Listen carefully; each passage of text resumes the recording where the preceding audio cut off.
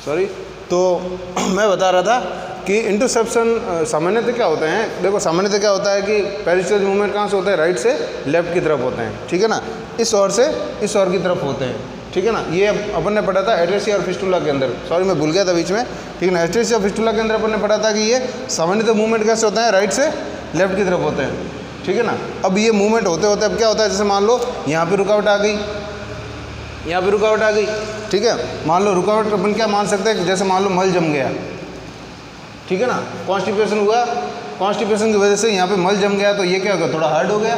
अब हार्ड हो गया तो इसका मूवमेंट इसकी अपेक्षा कम होगा, तो क्या होगा, दूरस्थ सिरे की, जो दूरस्थ सिरा है उसका मूवमेंट कम होगा, और नज़दीकी सिरा है इसका मूवमेंट अधिक होगा। इसका मूवमेंट अधिक है ऊपर वाले का, और इस सिरे का जो मूवमेंट कम है, तो क्या होता है, ये जो इसके ऊपर चढ़ जाता है, ठीक है ना। तो ये आपस में हाथ है जो एक दूसरे के ऊपर चढ़ जाती है, इस कंडीशन को अपन बोलते हैं इंटरसेप्शन। वापस से बता रहा हूँ क्लियरली कि इंटरसेप्शन क्या होता है कि हाथ का एक दूसरे के ऊपर चढ़ जाना, ठीक है ना, हाथ का एक दूसरे से ऊपर चढ़ करके चढ़ जाना या चढ़ करके बंद हो जाना, उसको अपन बोलते हैं इंटरसेप्शन, ठीक है ना।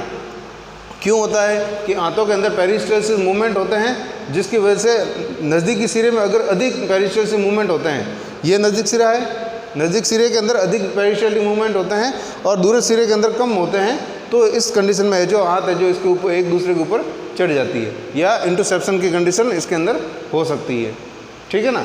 तो ये हो गई इसकी डेफिनेशन, और ये इसका मेन कारण है, ठीक है ना। अब होता क्या, इंटरसेप्शन से फ़र्क क्या पड़ेगा, ठीक है ना। इंटरसेप्शन से क्या फ़र्क पड़ेगा, जैसे मान लो ये हाथ है जो इस प्रकार से चढ़ गई, ठीक है ना, ये इसके अंदर घुस गई और ये इसके ऊपर आ गई इस प्रकार से, ठीक है ना।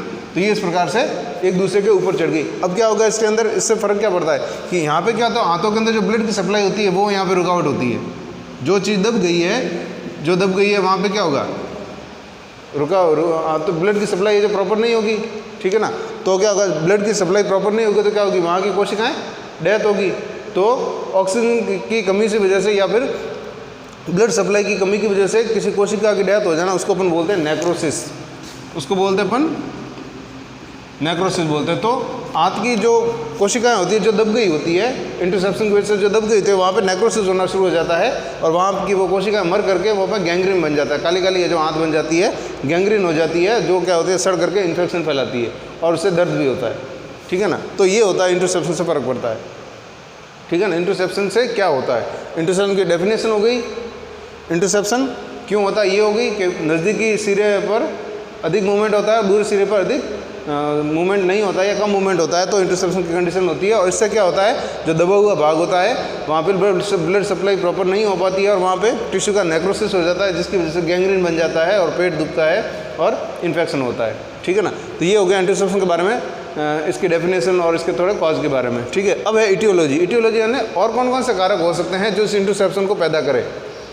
और कौन कौन सी कंडीशन होती है जब इंटरसेप्शन की स्थिति पैदा हो सकती है, ठीक है ना। तो इसके अंदर सबसे पहला है एक्यूट एंटेराइटिस। एक्यूट एंटेराइटिस यानी हाथों का इन्फेक्शन होना, ठीक है ना। एंटेराइटिस यानी आइटिस यानी इन्फ्लामेशन। तो हाथों का अगर इन्फ्लामेशन होता है, ठीक है ना, तो है जो इंटरसेप्शन की कंडीशन उत्पन्न हो सकती है, ठीक है ना। सामान्यतः पेट वगैरह दुखना, ठीक है ना। तो इसके अंदर क्या होता है, जब इन्फेक्शन होता है तो पेट वगैरह दर्द करता है, पेरिस्टल मूवमेंट बढ़ भी जाते हैं, कई बार कम भी हो जाते हैं, तो ये सब एक्यूट एंटेराइटिस के अंदर होता है, ठीक है ना। तो एक्यूट एंटेराइटिस अगर है तो भी इंटरसेप्शन की कंडीशन हो सकती है। फिर सेकंड है पैरासाइटिक इन्फेक्शन। पैरासाइटिक इन्फेक्शन का मतलब होता है कोई परजीवी का इन्फेक्शन। परजीवी का इन्फेक्शन जैसे मान लो हाथ के अंदर कीड़ा है, कीड़ा क्या करेगा, यहाँ पे चिपक जाएगा, ठीक है। अब जहाँ पे चिपका वहाँ का तो मूवमेंट कम हो जाएगा, बाकी का मूवमेंट अधिक होगा, ठीक है ना। तो अगर पैरासाइटिक इन्फेक्शन, पैरासाइट मतलब जो परजीवी होता है, ठीक है ना, परजीवी का इन्फेक्शन होता है, कोई परजीवी अगर पेट के अंदर होता है तो भी है जो इंटरसेप्शन की कंडीशन हो सकती है, ठीक है ना।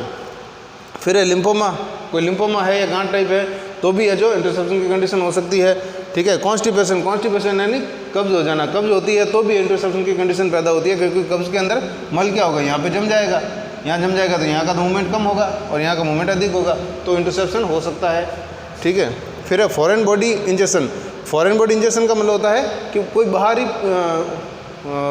वस्तु का निगल जाना। बाहरी वस्तु का निगल जाना क्या होगा, जैसे मान लो कोई ऐसी चीज़, जैसे मान लो सिक्का है, छोटे बच्चे का सिक्का मुंह में डालते हैं या कांच की गोली मुंह के अंदर डालते हैं, निगल लेते हैं, अब वो क्या हो गई, यहाँ पे आ गई, अब यहाँ पे आ गई तो यहाँ का मूवमेंट कम हो गया, यहाँ का मूवमेंट बढ़ गया, ठीक है ना, तो मूवमेंट के अंदर फर्क हो गया तो इंटरसेप्शन हो सकता है, ठीक है ना। तो फॉरेन बॉडी अगर इंजेक्शन करता है, फॉरेन बॉडी अगर निकल लेता है तो भी है जो इंटरसेप्शन की कंडीशन हो सकती है। फिर है impacted faecal material. Impacted faecal material का मतलब होता है मल का जमाव, ठीक है ना, बड़ी आंत के अंदर मल का जमाव होना, इसको बोलते हैं इम्पैक्टेड फीकल मटेरियल। अगर मल का जमाव होता है यहाँ पे लंबे समय से कॉन्स्टिपेशन है या मल का जमाव हो गया है तो भी है जो मूवमेंट है जो प्रभावित होता है। फिर है अगला है लास्ट है रोटा वायरस इन्फेक्शन और एडिनो वायरस। रोटा वायरस और एडिनो वायरस, इन दोनों वायरसों का अगर इन्फेक्शन होता है तो भी है जो इंटरसेप्शन की कंडीशन हो सकती है, क्योंकि इन दोनों से क्या होता है, दस्त लगती है। जब दस्त लगेगी तो पेरिस्टाल्टिक से मूवमेंट बढ़ेगा, ठीक है ना। तो रोटा वायरस इन्फेक्शन और एडिनो वायरस इन्फेक्शन, इससे भी है जो इंटरसेप्शन हो सकता है। तो ये हो गई इटियोलॉजी, यानी कुछ कारण हो गए जिसकी वजह से इंटरसेप्शन हो सकता है, ठीक है ना। तो डेफिनेशन हो गई इंटरसेप्शन में क्या होता है, ये समझ में आ गया। क्या होता है कि नज़दीकी सिरा होता है वहाँ पे पेरिस्टाल्टिक मूवमेंट अधिक होता है, जो दूर सिरा होता है वहाँ पेरिस्टाल्टिक मूवमेंट कम होते हैं, और फिर क्या होता है, हाथ एक दूसरे के ऊपर चढ़ जाती है, और जो दबा हुआ भाग होता है वहाँ पे ब्लड सप्लाई नहीं होती है। ब्लड सप्लाई नहीं होती तो वहाँ पे नेक्रोसिस हो जाता है, नेक्रोसिस हो जाता है वहाँ पे गैंग्रीन बन जाता है, और गैंग्रीन बनेगा तो दर्द होगा और इन्फेक्शन होगा, ठीक है ना। फिर ये हो गई इटियोलॉजी। अब ये कितने टाइप के हो सकते हैं, आंत एक दूसरे के ऊपर कितने टाइप से चढ़ सकती है। तो इंटरसेप्शन 3 टाइप के होते हैं। पहला है इलियो इलियाक, ठीक है ना, इलियो इलियाक। अब इसके अंदर देखो इलियो शब्द आता है छोटी आंत के लिए, ठीक है ना। तो छोटी आंत ये वाला भाग है, तो सिंगल लाइन दिख रही है, ये छोटी आंत है। अब कैसे होता है, ये ईसोफेगस है, ये स्टोमक है, ये वाली स्टोमक है। अब इसके बाद में ये ड्यूडेनम है और ये छोटी आंत है। अब छोटी आंत यहाँ आकर के यहाँ पे एक भाग होता है जिसको सिक्कम बोलते हैं। सिक्कम किसको बोलेंगे, यहाँ पे छोटी आंत और बड़ी आंत, ये जो तिरछी लाइन वाली है बड़ी आंत है, ठीक है ना। तो यहाँ पे क्या होता है, ये छोटी आंत और बड़ी आंत का ये मिलने का जंक्शन होता है, इसको अपन बोलते हैं सिक्कम, ठीक है ना। इसको बोलेंगे अपन सिक्कम, और सिक्कम के पास में ही होती है यहाँ पे अपेंडिक्स। ये जो इस प्रकार से पूंछ की तरह होती है, सिक्कम का भाग होता है, इसको अपन बोलते हैं अपेंडिक्स, ठीक है ना। तो छोटी आंत को अपन बोलते हैं इलियम, ठीक है, और जहाँ पे दोनों का मिलने का जंक्शन होता है उसको सिक्कम, और ये बड़ी आंत, ठीक है ना। अब ये 3 टाइप के होते हैं, इंटरसेप्शन 3 टाइप का होता है। किस प्रकार से होता है, एक तो इलियो इलियाक, यानी इलियम ही इलियम के ऊपर चढ़ जाती है, ठीक है ना। छोटी आंत ही छोटी आंत के ऊपर चढ़ जाती है, तो इसको अपन बोलेंगे इलियो इलियाक। इलियो है जो इलियाक के ऊपर ही चढ़ी है, ठीक है ना। तो इलियो इलियाक बोलेंगे जब छोटी आंत ही छोटी आंत के ऊपर चढ़ जाए, ठीक है। फिर दूसरी कंडीशन है कोलोकोलिक। कोलोकोलिक, कोलो शब्द आता है बड़ी आंत के लिए, तो बड़ी आंत के ऊपर चढ़ जाती है, तो उस प्रकार के इंटरसेप्शन को अपन कहेंगे कोलोकोलिक इंटरसेप्शन, ठीक है। फिर तीसरा है इलियोकोलिक। अब इलियोकोलिक मतलब इलियम है जो बड़ी आंत के ऊपर चढ़ जाती है, ये सिक्कम के पास में दोनों मिलती कहाँ हैं, सिक्कम के पास में ये मिलती है, बाकी तो कोई मिलने का स्थान नहीं है, ठीक है। तो इस सिक्कम वाले भाग पे क्या कहते हैं, इलियम है जो कोलन के ऊपर चढ़ जाती है, इसको अपन बोलते हैं इलियोकोलिक इंटरसेप्शन, ठीक है ना।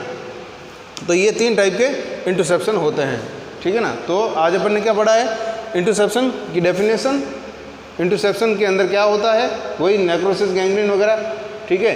तो इंटरसेप्शन की डेफिनेशन हो गई, इंटरसेप्शन के अंदर होता क्या है, इंटरसेप्शन के कौन कौन से अतिरिक्त कारण हैं, इटियोलॉजी जिसको बोलते हैं, कौन कौन से एक्स्ट्रा कारक है जो इंटरसेप्शन को होने के चांस रहते हैं, तो वो होगी इटियोलॉजी। तो इटियोलॉजी के ये इतने सारे फैक्टर है।